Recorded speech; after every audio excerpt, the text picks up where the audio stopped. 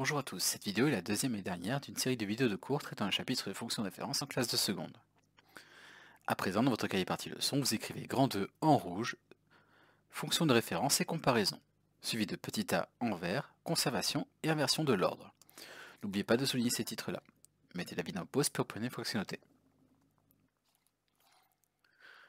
Alors, on va parler déjà de la fonction carré.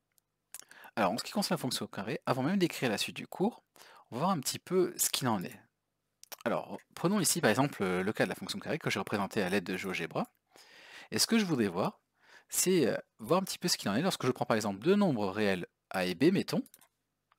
Voilà, deux nombres réels A et B qui sont représentés ici sur l'axe des abscisses, ici par les deux points A et B, donc ce sont les points de coordonnées A 0, puis là celui-là c'est B 0.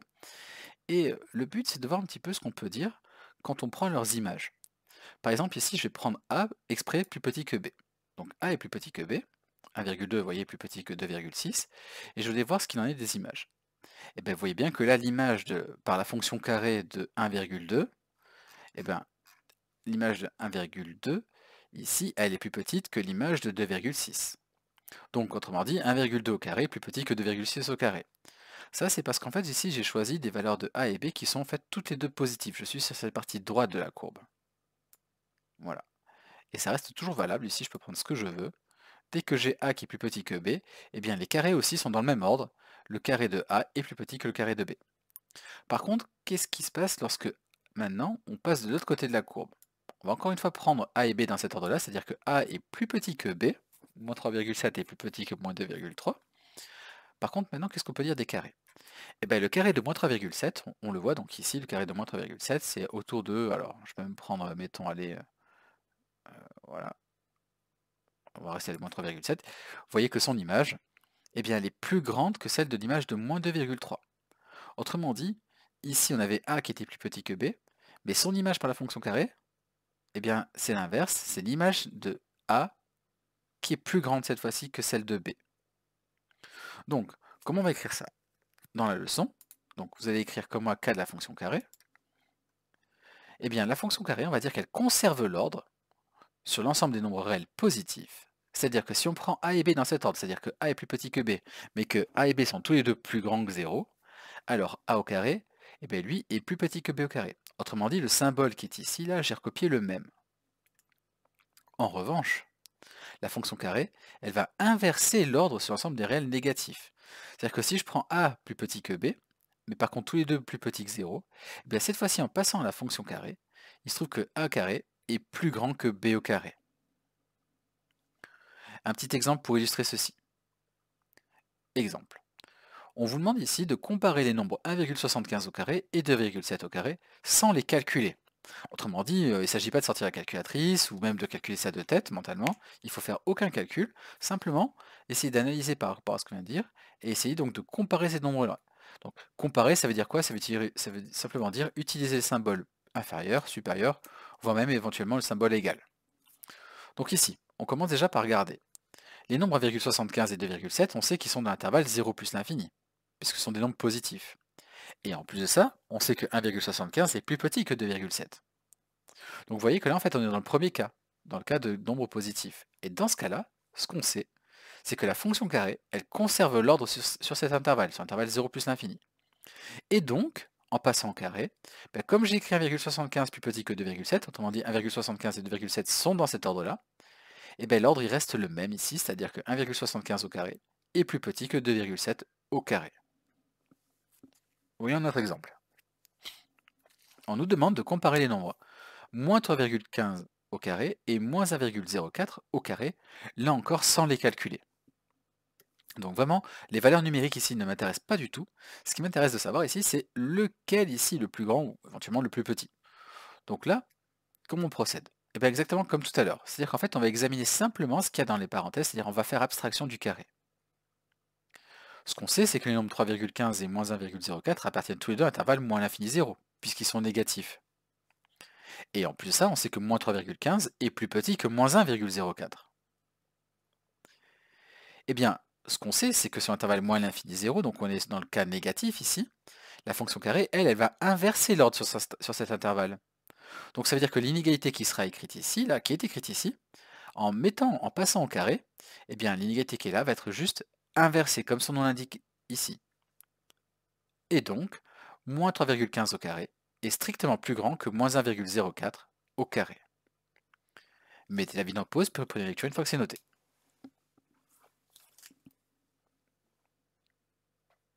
Alors, on va passer maintenant au cas de la fonction cube. Avant d'en écrire la propriété, je vous propose encore une fois de l'examiner à l'aide de GeoGebra. Donc ici, je vais changer ma fonction. C'est plus la fonction carré, mais la fonction cube, que je représente comme ceci.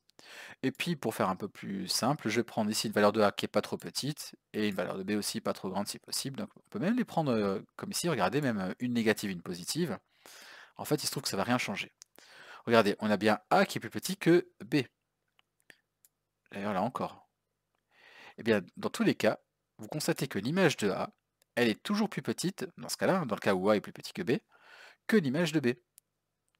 Voilà. Et ça, c'est valable que A et B soient positifs, que l'un soit, donc que A soit négatif et que B soit positif, ou encore, tant que A est plus petit que B, hein, que A et B soient tous les deux négatifs, comme ici.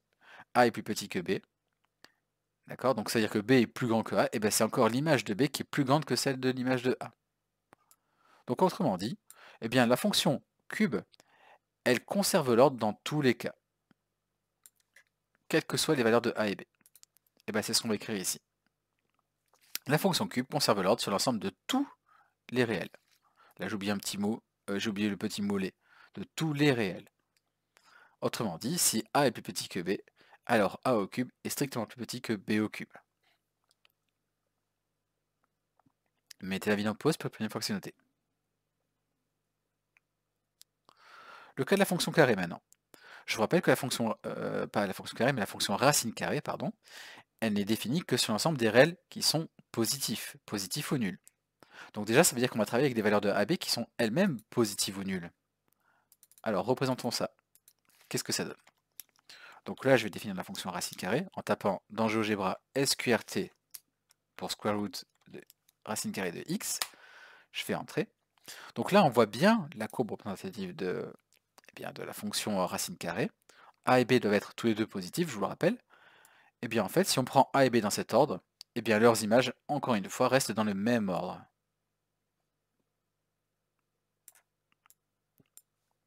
Autrement dit, la fonction racine carrée, elle conserve l'ordre, elle aussi, sur l'ensemble des réels positifs uniquement. La fonction racine carrée conserve l'ordre sur l'ensemble des réels positifs, c'est-à-dire que si A et B sont dans cet ordre-là, avec tous les deux positifs, alors racine carrée de A est plus petit que racine carrée de B. Voilà. Alors depuis le début, j'utilise un code couleur, je ne l'ai pas précisé, mais vous aussi, évidemment, vous devez le respecter. Voilà, donc on a vu la fonction carré, la fonction cube, la fonction racine carrée. Il ne nous reste plus qu'à examiner la dernière fonction, qui est la fonction inverse. Alors la fonction inverse, elle, vraiment, elle porte bien son nom, puisqu'en fait, elle va carrément inverser l'ordre à chaque fois. Regardons. Voici la fonction inverse.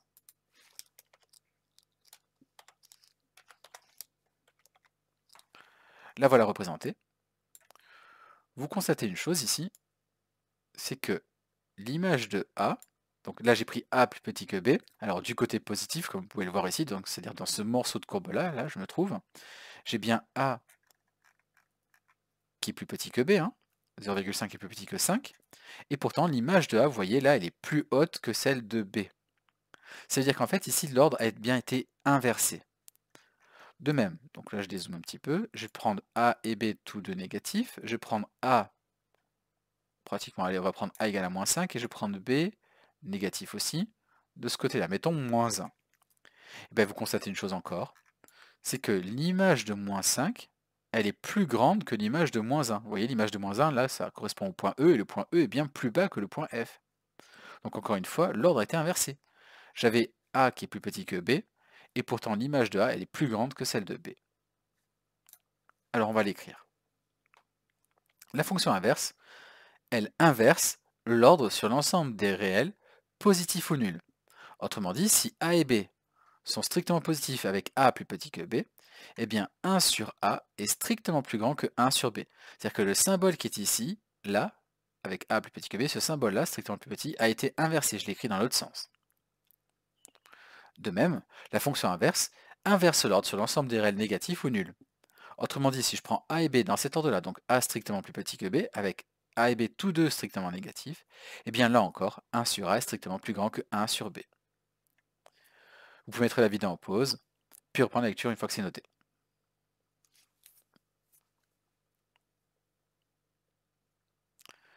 Vous écrivez maintenant petit b dans votre cahier en vert, position relative des courbes sur l'intervalle 0 plus l'infini.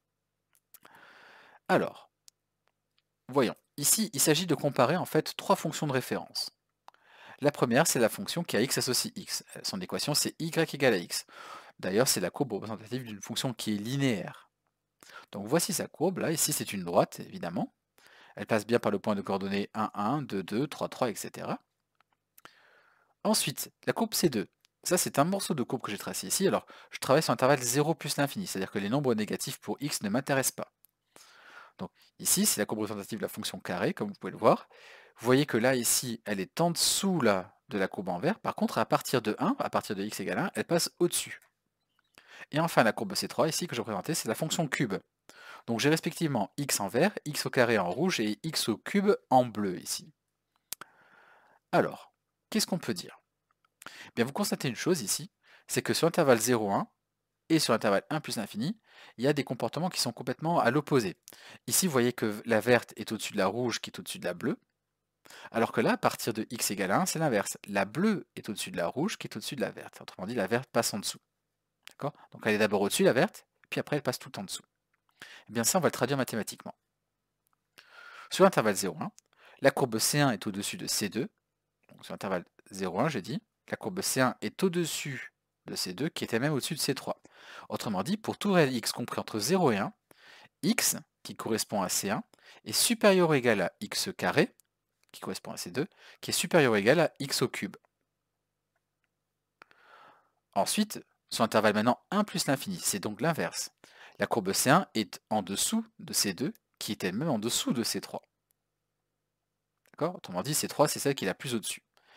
Autrement dit, ça veut dire quoi? Ça veut dire que ici, x, qui correspond à la verte, est plus petit que x au carré, lui-même plus petit que x au cube.